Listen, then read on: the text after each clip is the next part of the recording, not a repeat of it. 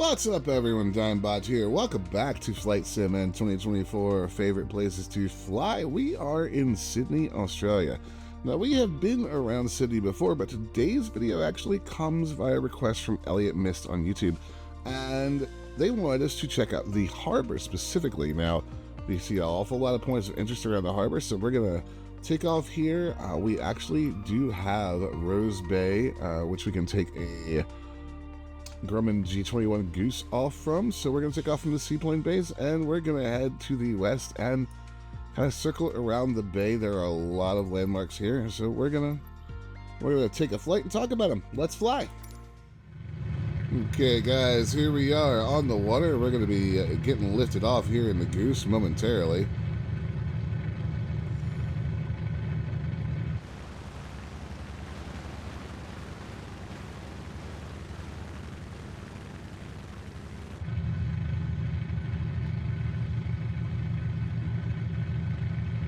This is such a fun plane to fly. I really can't recommend enough flying something like this when you're in a place like Sydney.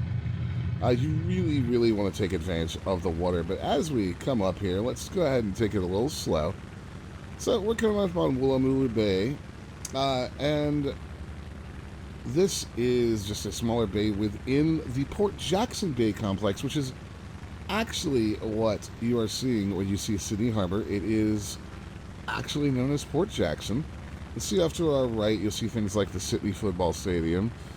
As we head towards downtown a little bit, let's go ahead and get the gear in. I hit that out of complete habit. Now here is Garden Island. Garden Island used to be separate from the rest of the harbor, but has actually been built over to, because it is part of a major RAN complex. You'll see Royal Australian Navy dry dock just below us as we pass over. And Barangaroo. Now, here to our left, you'll see the park. From reading up on Sydney, one of the city's best nature walks, actually, is from Barangaroo to Woolloomooloo Point. So, great place to go if you're there on foot. The iconic Sydney Opera House as we pass over. Of course, Sydney Harbour Bridge. Now, if you've ever seen New Year's celebrations or some other celebrations they do, or the yacht races, Boxing Day, they do a lot with this bridge. It is capable of being lit up in all sorts of rainbow colors. Absolutely stunning at night as we head further on in the harbor. Let's take a look at Jackson Harbor, or Port Jackson proper. Now, this waterway extends a long ways up into the mainland, but what you're really looking at here as we circle back around is this area right here in the middle of Sydney. You'll see that as that bridge back over there. Lots and lots of city landmarks, skyscrapers. The Queen Victoria building should be just there off our left, I believe. One drawback to the Goose is she's a little loud inside. That's why I'm spending a lot of time in the outside view. There's the Queen Victoria building. As we come back around, I'm going to drop us a little lower over the water. And I think I'm going to have a little bit of a change in the time of day, give us some more sunlight here.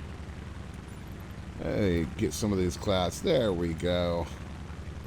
Now, along the harbor, there are also numerous parks. There's several inner city divisions.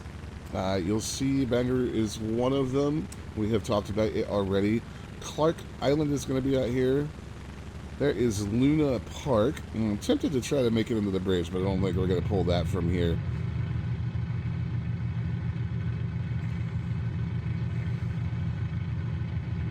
Bradley's Head out there.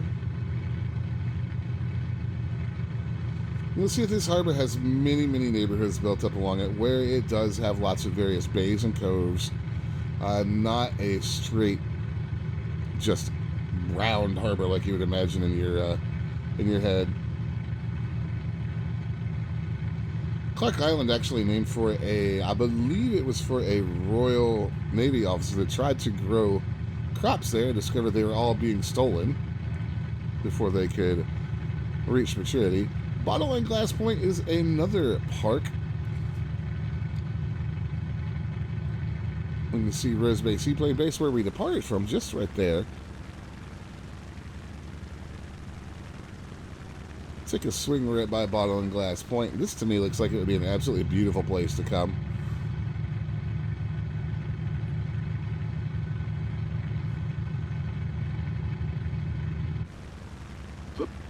and throttle this up a little bit.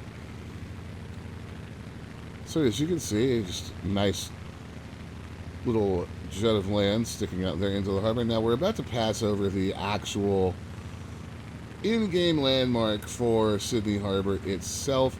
And you'll see here's North Head, where you're actually coming up to the opening out to the sea here.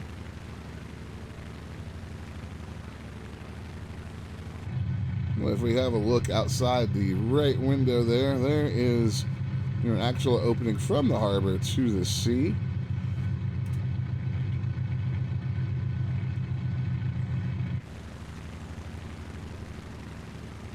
It does continue a good bit further on up to the north here, up towards Queenscliff, Manly Vale. And we're going to go ahead and swing back in and take one last look at the city, because the skyline from this direction should be a pretty nice view.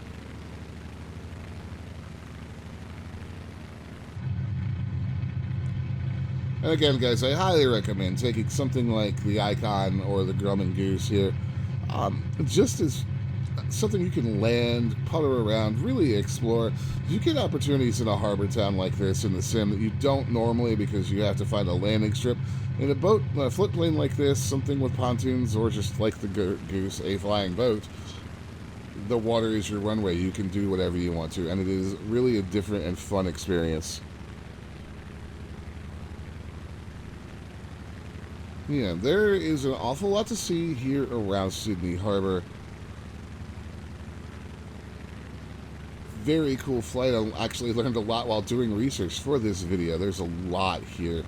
Lots of parks, lots of things that aren't necessarily marked in the sim, but are absolutely beautiful, seeing the pictures of them on the internet that are here in real life. So thank you so much for the request, Elliot. And guys, if you like the video, like and subscribe. If you have a place you'd like to see me check out, leave it in the comments below. As you can see, I do pay attention to those comments. And if you're here to the end, watch time is key on YouTube. So thank you very, very much for watching and feeding the algorithm. My name is Dimebot, and I will see you guys next time.